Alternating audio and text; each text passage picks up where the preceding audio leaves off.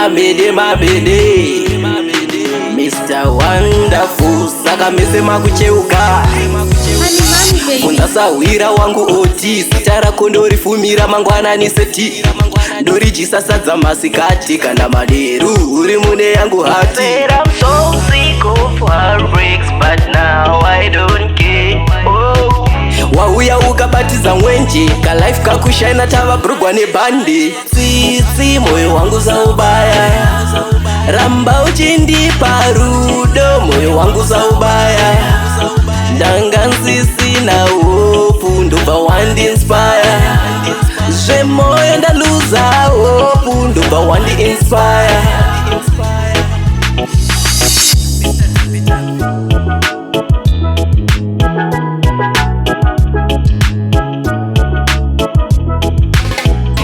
Oh my god, that girl is a diva. Zvainenge njuzu yabuda muriva.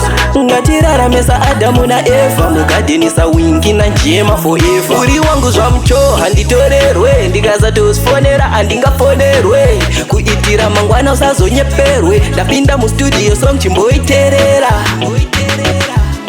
cause ndiwe wega ndiwe unondifadza mumoyo anoda kukutora hokuyu saubaya ramba uchindipa rudo moyo wangu saubaya ndanga nsisina hopu ndobva wandinspire zvemoyo ndaluza hopu ndobva wandinspire.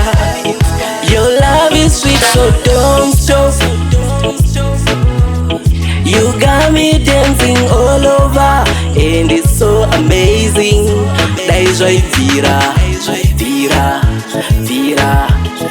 watowedzera kondipa cause ndiwe wega ndiwe unondifadza mumoyo anoda kukutora hokuyo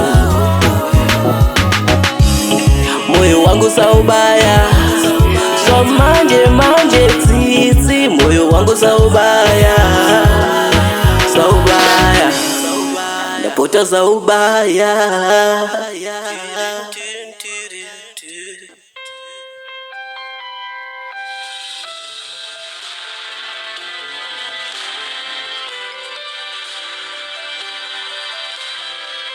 Hello? Yeah. What is your move? Tiri paskai takutopedza recording modza sokoti tiri kuya manje zvamanje ndinaye Onias Team Royal Classic 263 Rise Bedbridge tasumuka.